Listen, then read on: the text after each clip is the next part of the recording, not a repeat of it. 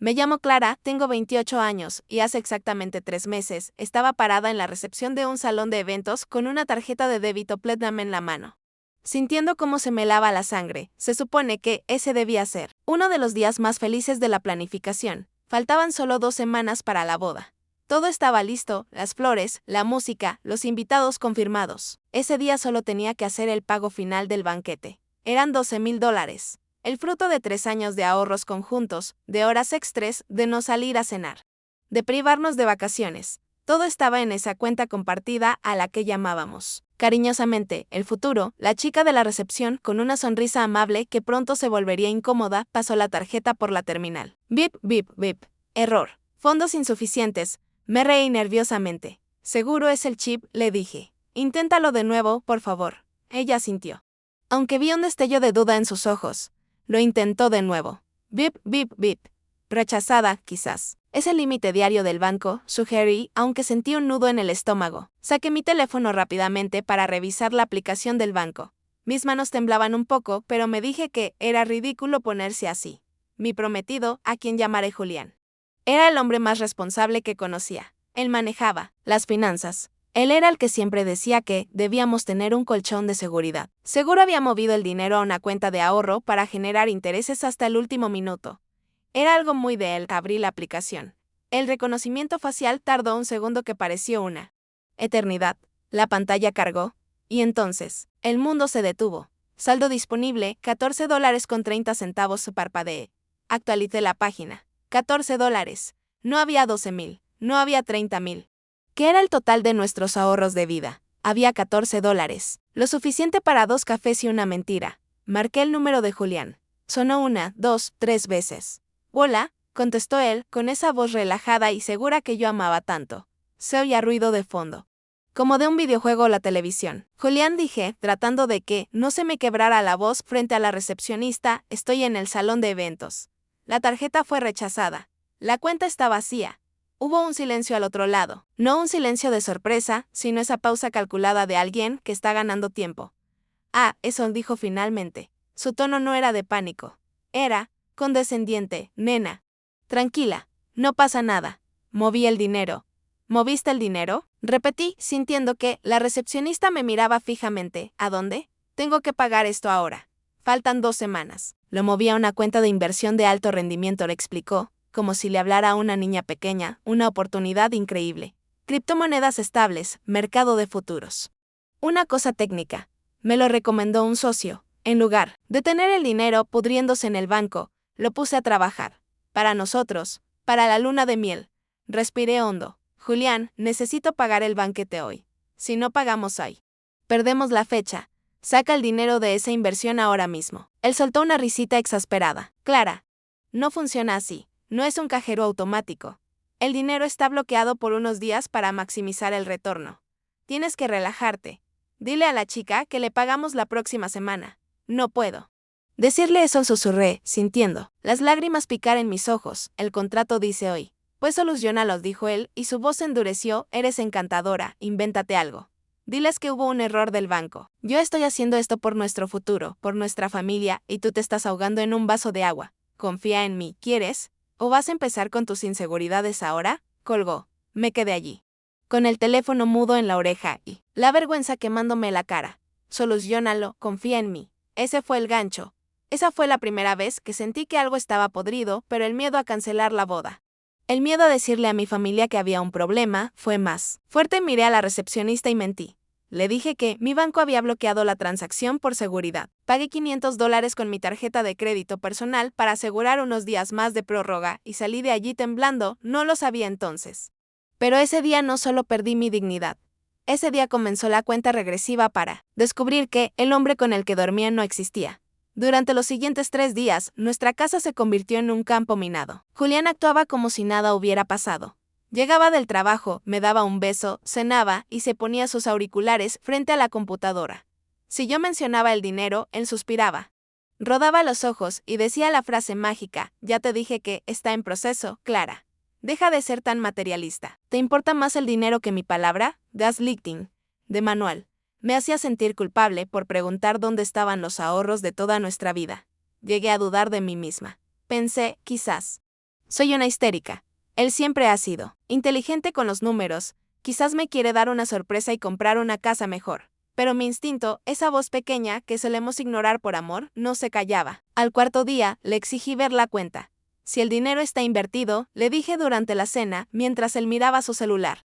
Muéstrame la plataforma, muéstrame el saldo. Solo quiero estar tranquila. Él dejó el tenedor con fuerza sobre el plato. El ruido resonó en la cocina. Increíble, masculló. 3 años juntos y necesitas pruebas. Bien. Sacó su teléfono. Tecleó algo rápidamente y me puso la pantalla en la cara durante 3 segundos. Vi un gráfico verde. Vi un número grande, $45,000. ¿Ves? Dijo, retirando el teléfono. Antes de que pudiera leer los detalles, no solo recuperé los 30,000, ya ganamos 15,000 más. Pero si lo saco ahora, perdemos las ganancias. ¿Contenta? Asentí, sintiéndome pequeña. Lo siento, murmuré, es solo el estrés de la boda. Él me besó la frente, un beso frío, paternal. Tranquila. Tontita. Yo me encargo. Esa noche dormí un poco mejor. Me dije que él tenía razón. Qué estúpida fue, la mentira tiene patas cortas, pero a veces se tropieza de la forma más tonta. Faltaban 8 días para la boda. Yo estaba en casa, trabajando en mi laptop cuando el iPad viejo de Julián, el que usábamos para ver recetas en la cocina, emitió un sonido. Ding, normalmente no lo revisaría. Respetamos mucho la privacidad del otro. Pero la pantalla se iluminó y vi una notificación de correo electrónico. No era de su trabajo, no era de amigos. Era de una dirección extraña, soporte cliente en zona VIP. El asunto decía, tu recarga ha fallado. Intenta otro método de pago para continuar jugando. Me quedé congelada con la cuchara de café en la mano. ¿Jugando? Julián no jugaba videojuegos online que requirieran pagos, al menos no que yo supiera. Y si lo hacía, ¿por qué fallaría una recarga si supuestamente teníamos $45,000 en esa cuenta de inversión? Me acerqué al iPad. Deslicé el dedo. No tenía clave porque, como dije, era el dispositivo de la casa. Toqué la notificación y se abrió su correo personal. No el que él me había dado, sino uno alternativo. Uno que yo no sabía que existía. Juliankin88. El corazón me empezó a latir tan fuerte que lo sentía en la garganta. No había un solo correo de ninguna plataforma de inversión. No había gráficos de bolsa. No había futuros. Lo que había era una carnicería digital. Decenas. Cientos de correos de sitios de apuestas deportivas, póker online y casinos de criptomonedas. Confirmación de depósito, $1,000. Confirmación de depósito, 2,500. Bono por pérdida. Recupera tu racha. Y los más recientes, de hacía una semana. Justo el día antes de que mi tarjeta fuera rechazada, retiro fallido, fondos insuficientes, préstamo rápido aprobado, 5,000. Me tuve que sentar en el suelo de la cocina porque las piernas me fallaron. Leí las fechas. Todo coincidía. Cada vez que él me decía estoy trabajando tarde, había un depósito en un casino online a las 2 a.m. El día que pagamos el anticipo del fotógrafo. Él había perdido $2,000 en una sola mano de blackjack virtual, y esa gráfica verde que me había mostrado en su celular. Busqué en Google Imágenes, captura pantalla ganancias cripto falsa. Ahí estaba, la misma imagen. Era un fondo de pantalla genérico. Una foto sacada de internet para callármela. Bocat, en ese momento, la tristeza desapareció. La Clara dulce, la novia emocionada que elegía centros de mesa. Murió en ese piso de cocina. Lo que nació en su lugar fue algo mucho más frío, algo furioso. Podría haberlo llamado en ese momento. Podría haberle gritado. Podría haber tirado el iPad contra la pared. Pero recordé sus palabras, eres una dramática, invéntate algo, soluciónalo. Ah. Sid lo iba a solucionar, pero no como él pensaba. Me levanté del suelo. Limpié las lágrimas que ni siquiera me había dado cuenta que estaba derramando. Tomé mi propio teléfono y le tomé fotos a cada correo en el iPad. Luego, hice algo que nunca creí ser capaz de hacer. Me convertí en una espía en mi propia vida. Entré al historial de navegación de ese iPad. No solo eran apuestas. Había búsquedas en Google que me helaron la sangre, como pedir préstamos sin firma de cónyuge. Se pueden anular deudas de juego al casarse. Vender reloj de compromiso precio rápido. Me toqué la muñeca instintivamente. Mi reloj, mi regalo de compromiso. Seguí ahí, pero entendí la búsqueda. Él estaba buscando qué más podía liquidar. Seguí bajando. Encontré un estado de cuenta descargado en la carpeta de archivos. Lo abrí. La cuenta del futuro, nuestros ahorros, no estaba en cero. Estaba en negativo. Había sobregiros. Y peor aún, había una línea de crédito a su nombre, vinculada a nuestra dirección. por otros $20,000 que ya se había gastado. En total, Julián no solo había quemado los $30,000 de la boda, había cavado un agujero de $50,000 y pretendía casarse conmigo en una semana para, legalmente, hacer esa deuda mía también. Ese era su plan. Casarse rápido, consolidar las deudas y luego decir aps. El mercado cayó, perdimos todo. Pero estamos juntos en esto, mi amor. Cerré el iPad con cuidado. Lo dejé exactamente en el mismo ángulo en que estaba. Fui a mi habitación. Saqué una maleta pequeña y la escondí en el fondo del armario. Luego, abrí mi laptop y creé una carpeta nueva. Le puse de nombre Playlist Boda. Dentro. Empecé a volcar todo. Las fotos de los correos. Las capturas de pantalla de sus búsquedas. Los recibos de los préstamos que encontré en su correo. Basura. No iba a confrontarlo con palabras. Las palabras se las lleva el viento y él era un experto manipulador. Si yo le decía vi tus correos, él diría te interpretaste mal, me hackearon. ¿Estás loca? No. Necesitaba que la evidencia fuera tan sólida que ni Dios pudiera debatirla. Necesitaba un testigo. Y necesitaba validación. Esa tarde hice una llamada. No a mi madre, ella se pondría a llorar. No a mis amigas. Ellas irían a quemarle el coche. Llamé a su hermano. A Marcos. Marcos era contador. Y Marcos siempre había sido la oveja negra de su familia porque era demasiado estricto. Hola, Marcos, le dije. Traté de sonar casual. Oye, Julián me quiere dar una sorpresa con una inversión que hizo para la boda.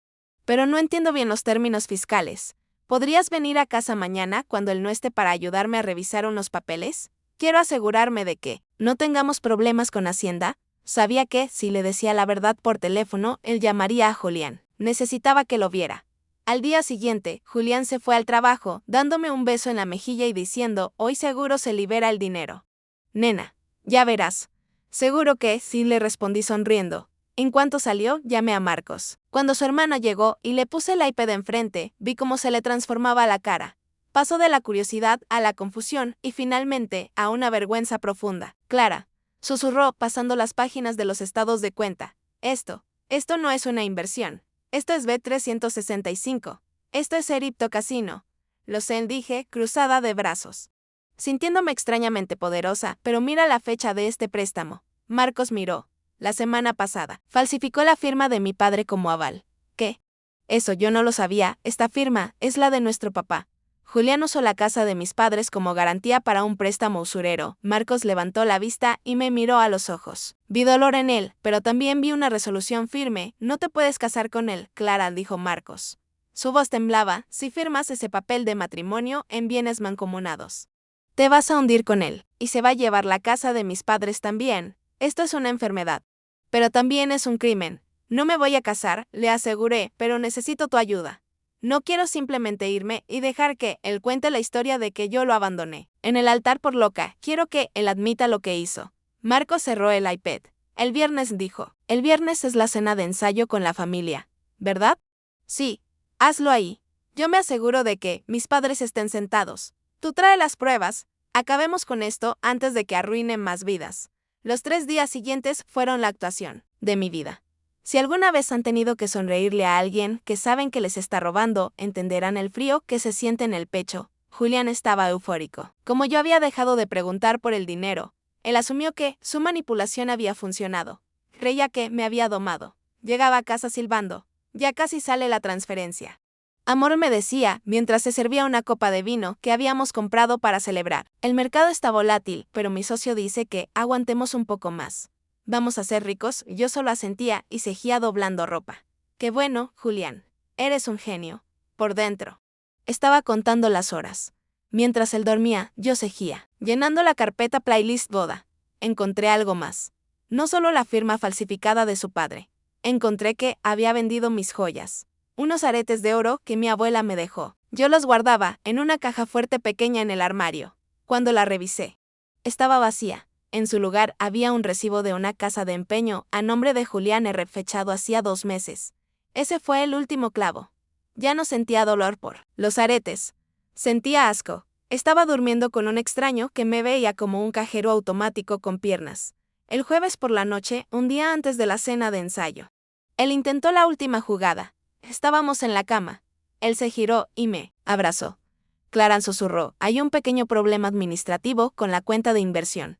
Necesitan una tasa de liberación de $2,000 para soltar todo el capital. Sé que estás corta, pero ¿podrías pedirle a tus padres? Solo por 24 horas.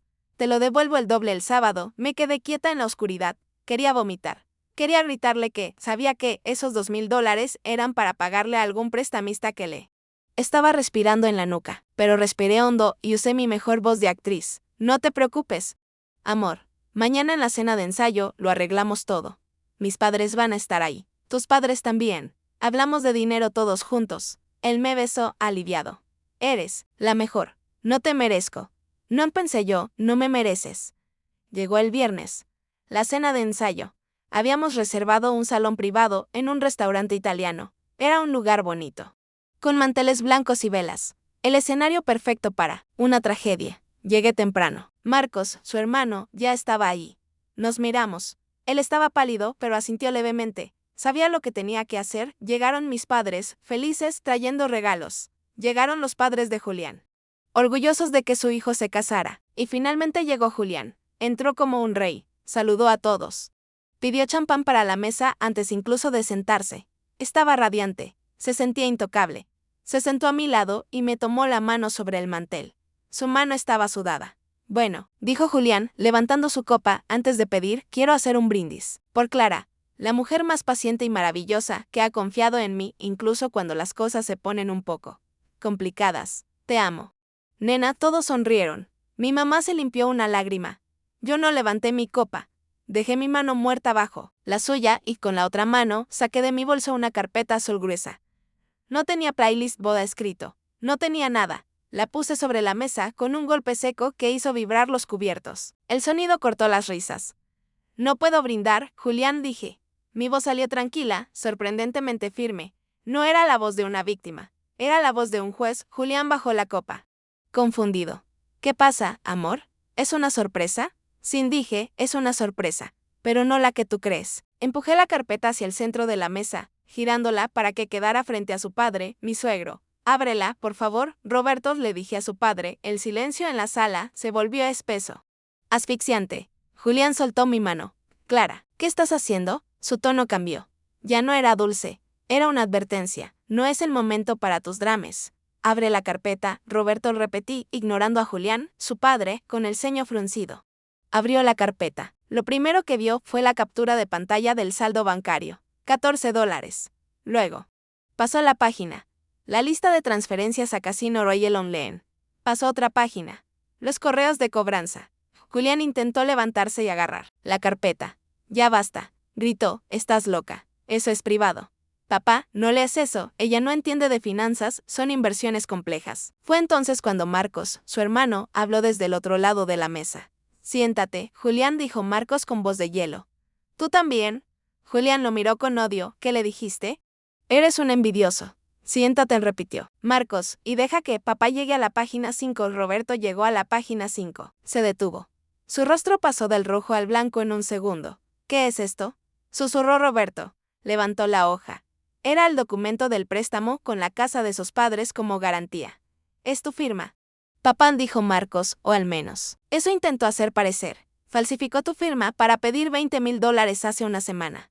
Nuestra casa está hipotecada por su culpa. La madre de Julián soltó un grito ahogado y se tapó la boca. Mis padres estaban petrificados, mirando la escena como si fuera un accidente de coche. Julián miró a su alrededor, acorralado. Intentó la táctica del ataque, lo hice por nosotros.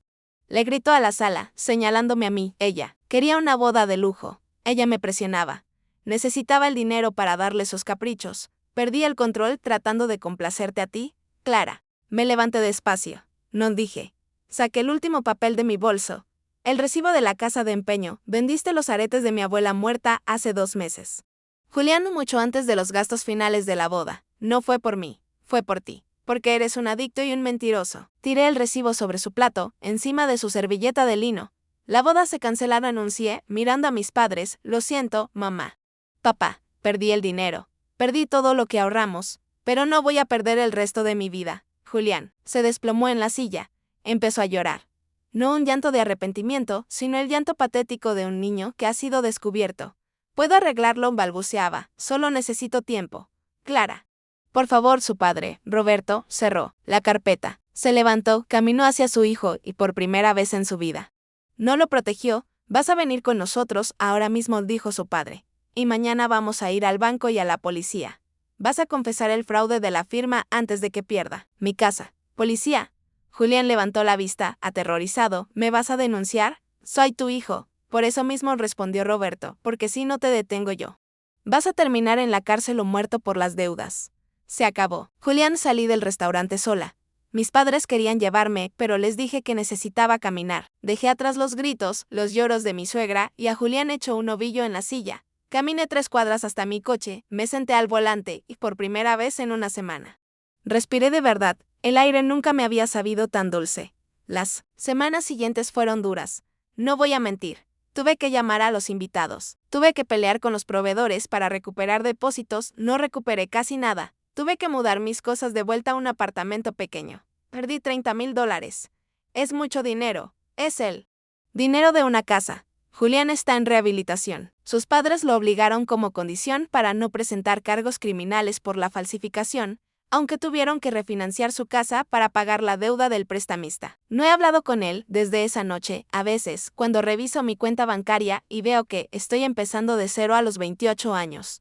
Me da rabia. Pienso en lo injusto que es. Pero luego recuerdo la carpeta. Recuerdo la cara de él mintiéndome en la cama.